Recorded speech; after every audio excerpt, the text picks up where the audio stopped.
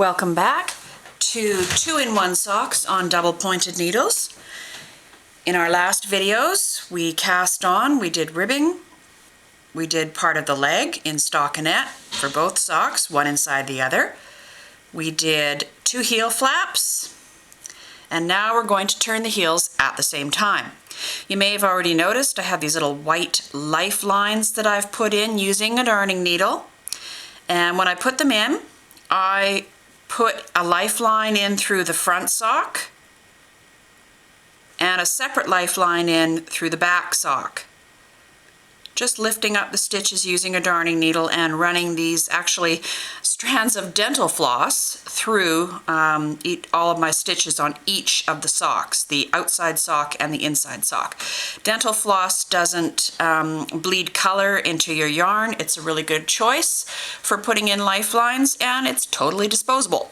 So to begin, we are going to knit across part way. We're going to slip, slip, knit, knit another one, and then turn our work the same way that we would turn any heel in a basic sock pattern. It's the slip, slip, knit and the purl 2 together that I'll be showing you today. I'll do it as quickly as I can. We're going to knit. Now, normally you would probably actually slip the first 2 stitches, but I'm just going to knit these ones. I think it's a little bit neater.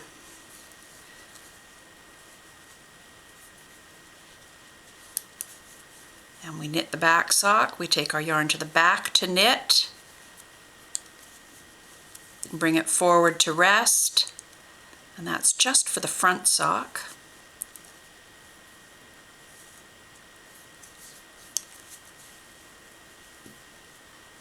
Yarn to the back to knit the front sock, bring it forward to rest,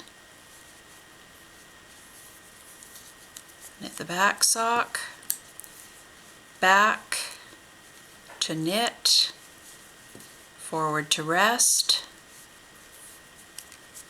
knit the back sock, back to knit, and forward to rest. I see my lifeline's getting a little bit twisted in there. That's okay. We can always cut the lifeline out later. It's just dental floss.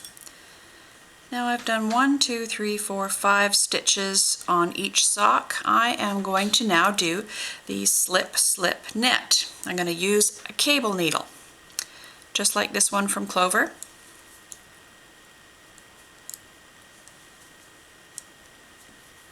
I'm going to slip the first stitch off onto the cable needle, slip the first stitch for the back sock in the slip, slip, knit onto the right needle, slip the second stitch for the slip, slip, knit on the front sock off, and I'm going to slip the first stitch back onto my left needle. And because I don't like to knit off my cable needle when I'm turning a heel, I'm going to slip these back onto my left needle,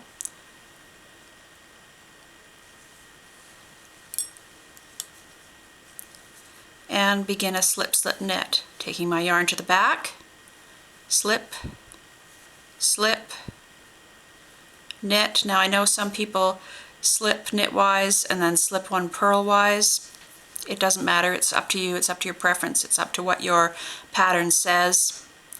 And then I slip, oops, almost did it again. Bring yarn to the front to rest, slip, slip,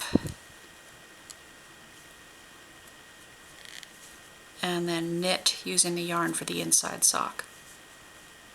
Just like that. Knit one more. Bring your yarn to the front and knit one more for the back sock. Turn your work around. If you turn it this way, you don't have to drag your yarn all the way with you. And we begin purling. So we make sure the yarn is at the back for the back sock. This is now the back sock, and this is now the front sock. And yes, you would normally slip one, which I will. Slip, and then slip, and then begin purling. I'm just going to snug up that red one. Purl to the gap, that natural gap that slip-slip knit creates. Bring my yarn to the front to purl and put it to the back to rest. Front to purl. That lifeline really is trying to interfere. There we go. Purl, bring it to the back to rest. And I believe I just bypassed that natural. Yes, I did. I'm going to tink it back a couple of stitches because I did bypass that. I'm going to bring that yarn to the front, and I'm going to unpurl this. And Misha has just come to visit us. I don't know whether you'll be able to see her in the video or not. And what we're going to do is purl two together. So we're going to take our cable needle and slip one off, slip one for the other sock off, slip another one off for the front sock, and one off. Actually, what we'll do is we'll put it back onto the left needle, and we'll put these two back onto the left needle. Then we will purl them together, purl the fronts two together, bring our yarn forward to purl, purl two together on the back sock, and purl one more for each sock. Awesome. And then we'll turn our work,